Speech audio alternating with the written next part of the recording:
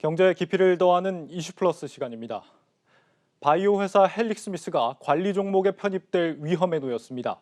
지난주 코오롱 티슈진 상장 폐지에 이어 바이오 업계의 악재가 계속되고 있는데 업계 전반의 신뢰도 추락이 더 큰 위기로 이어질 수 있어 우려감이 높아지고 있습니다. 오늘은 헬릭스미스 문제 어떻게 바라봐야 할지 또 국내 바이오 업계 이대로 괜찮은 건지 살펴보도록 하겠습니다. 먼저 헬릭스미스의 위기를 문영민 기자가 정리해봤습니다. 헬릭스미스는 지난해 9월 24일 미국에서 진행 중인 당뇨병성 신경병증 치료 신약 후보 물질에 대한 임상 3-1A상 탑라인 결과를 도출하지 못했다고 밝혔습니다. 3상 결과를 발표하기 4개월 전인 5월에는 1,600억 원 규모의 주주 배정 유상 증자를 결정했습니다. 당시 회사 측은 조달 자금으로 주요 파이프라인의 미국과 유럽 임상을 위한 비용에 최우선으로 사용할 예정이라고 밝힌 바 있습니다. 하지만 연구개발을 위해 투자금을 쓰겠다던 당초 포부와 달리 고위험 금융상품의 투자에 막대한 손실을 입은 사실이 드러났습니다. 2016년부터 5년간 사모펀드와 사모사채 등 고위험 자산에 2,643억 원을 투자한 겁니다. 특히 팝펀딩 관련 사모펀드 3곳에 390억 원을 투자한 후 아직 315억 원가량을 상환받지 못했고 2개의 부실펀드에서도 50억 원가량의 투자금 회수가 어려운 상황입니다. 몇몇 기업들이 그런 부분에 이제 개인적인 또는 이제 가족적인 그 이득을 취하는 쪽으로 이렇게 또 하다 보니까 결국에는 성과라는 측면도 똑같이 안 좋은 결과가 나오는 것 같아요. 보다 높은 도덕성과 그 다음에 투명성을 담보로 해야 되는 것이 아닌가 이렇게 생각합니다. 무엇보다 투자자들의 신뢰를 잃은 것은 경영진의 유상증자 번복과 더불어 관리 종목 편입 우려, 이에 따른 사모 전환사채 만기 도래입니다. 지난해 유상증자 당시 헬릭스미스 경영진은 향후 2년간 추가 유증은 없다고 밝혔지만 이를 번복하고 2,861억 원의 대규모 유상증자를 진행하고 있습니다. 코스닥 상장 규정에 의거해 올해 연간 연결기준 법인세 비용 차감 전 계속 사업 손실이 자기 자본 대비 50% 이상을 지난해에 이어 올해도 기록할 경우 관리 종목으로 편입될 수 있습니다. 19년도 들어와서 9월이었죠. 그때 이제 사태가 벌어지면서 그동안 개발비 자산하던가 800억 그걸 한꺼번에 떨어냈잖아요. 그래서 1,100억이었나? 이렇게 손실도 없고 50% 넘겼고 상반기 기준으로 한 33% 잡혔댔나? 그럴 거예요. 혹시나 29일인가 뭐 그때 안 들어오면 이제 관리 종목 가는 거잖아요. 관리 종목에 편입될 경우 발행된 전환사채 약 1,097억 원이 트리거 조항, 즉 조기 상환 청구권이 행사되면서 자금이 일시에 빠져나갈 수 있게 됩니다. 엔젠시스의 글로벌 임상 3상 성공을 꿈꿨던 헬릭스미스. 하지만 고위험 자산 투자 이슈와 관리 종목 편입 우려까지 불거지면서 성패의 기로에 놓였습니다. 한국경제TV 문형민입니다. 네, 헬릭스미스의 최근 1년간 행보에 대해서 살펴봤습니다. 문제의 본질은 무엇인지 좀 더 자세히 살펴보겠습니다. 성장기업부 홍원표 기자 나와 있습니다.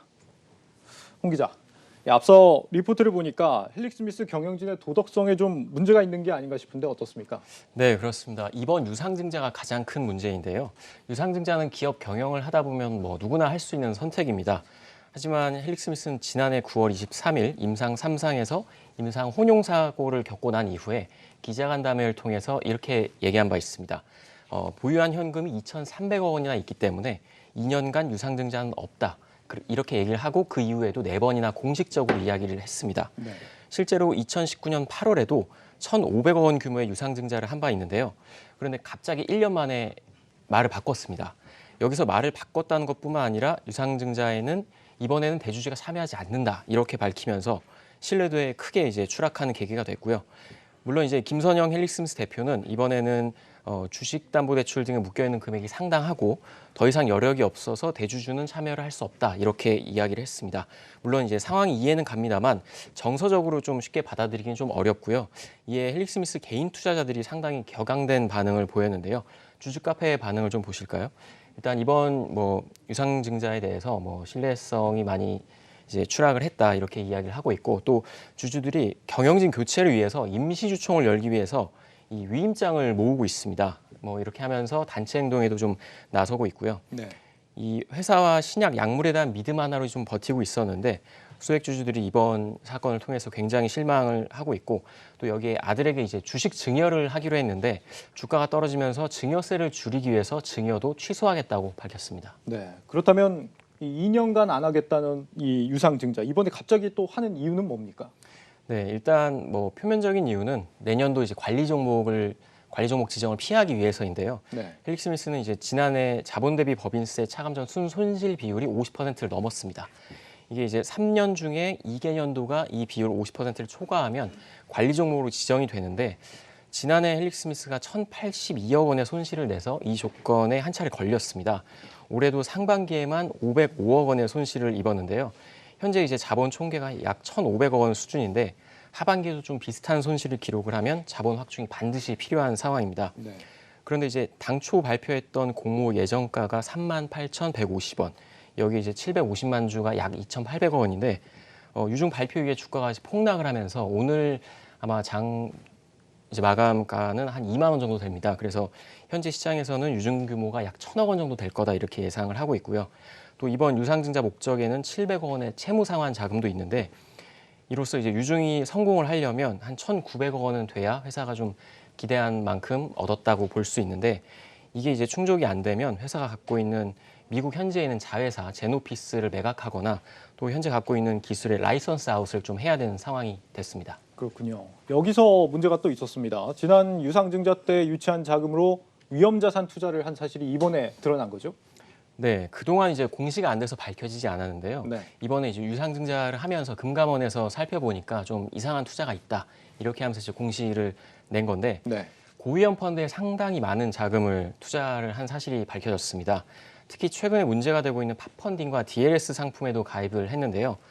금융감독원이 이제 유상증자로 자본 유치하는 기업에 대해서는 핵심 투자 위험 요소를 상세히 보는데 이번에 이제 헬릭스미스가 위험 자산에 투자한 사실을 알아냈고 이를 이제 투자 위험 요소로 공시하라고 지시하면서 이 같은 사실이 드러났습니다. 헬릭스미스는 현재 이제 마땅히 매출을 낼 곳이 없고 그래서 현금을 조금이라도 늘리기 위해서 좀 불가피한 선택을 했다 이렇게 해명을 했는데 물론 이제 전부 다 손해를 본 건 아니고 일부 수익을 낸 것도 있습니다. 하지만 손실 규모가 좀 더 크고요. 또 당초에 이제 R&D에 쓰겠다고 한 자금을 위험 자산에 투자했다 이런 비난은 피할 수 없어 보입니다. 네. 그러니까 유상증자를 해서 목적과 다른 곳에다가 투자를 했다는 건데 이걸 막을 방법은 없었던 겁니까? 네, 사실 회사가 이제 금융 상품에 투자를 하는 것을 일일이 이제 공시해야 되는 규정은 없습니다. 네. 예를 들어 뭐 어떤 금융사가 자금을 뭐 예금이나 펀드, 채권 등에 투자를 했을 때 이거를 어디에 이제 직접 투자를 했다 일일이 공시하진 않거든요. 다만 이제 지분 투자를 하는 건 좀 다릅니다.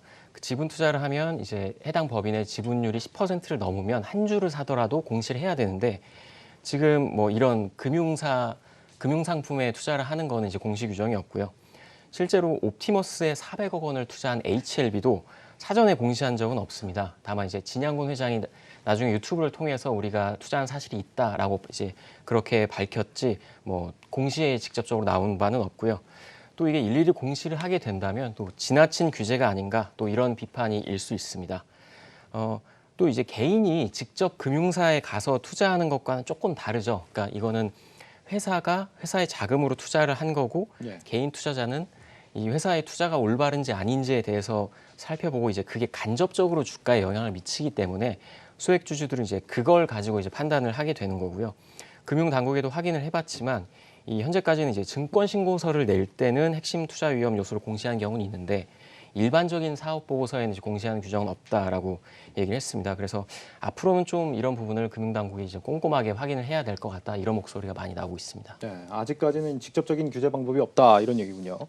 지난주에 이 코오롱 티슈진도 상장 폐지가 됐습니다. 거기에 뭐 메디톡스 또 신라젠 문제도 있었고 유독 이 바이오 업계가 사고가 많은 것 같은데 특별히 이유가 있습니까? 뭐 바이오 회사라고 다 나쁜 회사는 아니지만 예. 이제 굳이 이유를 찾아보자면 바이오 회사는 아무래도 이제 실체가 없고 좀 미래의 가치를 위한 투자들을 많이 하지 않습니까? 그래서 이제 이런 문제들이 많이 발생하는 것 같은데요. 뭐 대형 제약사나 위탁 생산을 하는 이런 몇몇 바이오 기업들을 제외하고는 뭐 이 회사가 뭘 개발하고 있는지 이제 눈에 보이지가 않기 때문에 이런 부분들이 좀 발생하는 것 같습니다.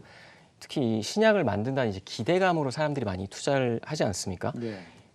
그래서 이런 부분을 인정받아서 이제 기술 특례 상장도 하게 되는데 사실 신약 개발에는 뭐 5년에서 10년 이런 장기간 시간이 걸리기 때문에 이 임상 과정을 거치다 보면 기대했던 것만큼 뭐 결과가 나오지 않고 이럴 때 이제 주주들도 많이 실망을 하고 또 경영진도 흔들리는 모습을 보이게 되는 것 같습니다. 그래서 아주 소수의 비윤리적인 회사가 나오는 것 같습니다. 네, 아주 소수라고 말씀을 해주셨는데 이런 일이 아무래도 계속된다면 국내 바이오 산업 전반이 좀 신뢰가 많이 떨어지게 되는 것 아닌지 좀 싶습니다. 괜찮은 건지 모르겠습니다.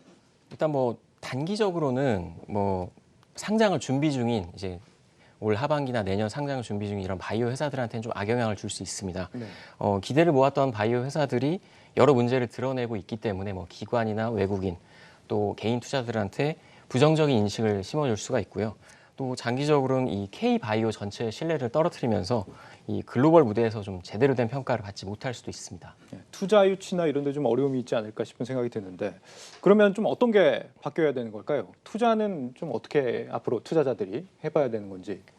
일단은 뭐 기업들의 자체적인 노력이 제일 중요하다고 생각을 하는데요. 이거 관련해서는 전문가의 의견을 좀 들어보시겠습니다. 몇몇에 대한 그런 우리가 불미스러운 일들은 결국에는 이제 단순하게 성장통으로만 여겨서는 안 된다고 생각합니다. 우리 기업들이 보다 투명적이고 그 다음에 도덕적인 그런 것들을 중무장하고 모든 그런 경영 방식에 있어서도 글로벌 스탠다드한 글로벌 기업들과 같이 나란히 할 수 있는 기업들은 이 연구 개발에 충실하면서 성과를 내왔는데요. 우리도 좀 이런 기업이 나왔으면 하는 바람이고요. 결국은 이 연구 개발을 통한 성공만이 바이오 회사는 그걸 이제 증명할 수 있다 이렇게 말씀드릴 수 있겠습니다. 또 한편 제도적으로는 이 부도덕한 기업에 대해서 좀 매번 솜방망이 처벌이 좀 이루어졌지 않습니까? 네. 그래서 이제 상장을 해서 개인의 어떤 배만 불리는 이런 행태에 대해서는 좀 엄중한 처벌이 필요하고요. 매번 개인 투자자들만 피해를 보는 이런 일은 좀 없어져야 될 것 같습니다. 한편 이 일반 투자자분들께는 이 한 바이오 회사 CEO의 좀 말을 인용을 하고 싶은데 바이오 회사도 반드시 매출을 내야 한다. 바이오 회사라고 무조건 이 신약 성공의 기대감만으로 평가를 받아서는 안 된다. 그 남의 돈으로 연구 개발하면 더더욱 기업 경영을 위해서 절실하게 해야 되나 이런 말씀을 하셨는데 네. 개인 투자자분들께서도 지나친 기대감보다는 이 회사가 본분에 맞게 그 연구 개발을 잘 하고 있는지 꼼꼼하게 따져보시기 바라겠습니다. 네, 바이오 기업도 연구 개발을 통한 성공만이 답이다 이런 얘기군요. 알겠습니다. 여기까지 듣겠습니다. 홍 기자 수고했습니다.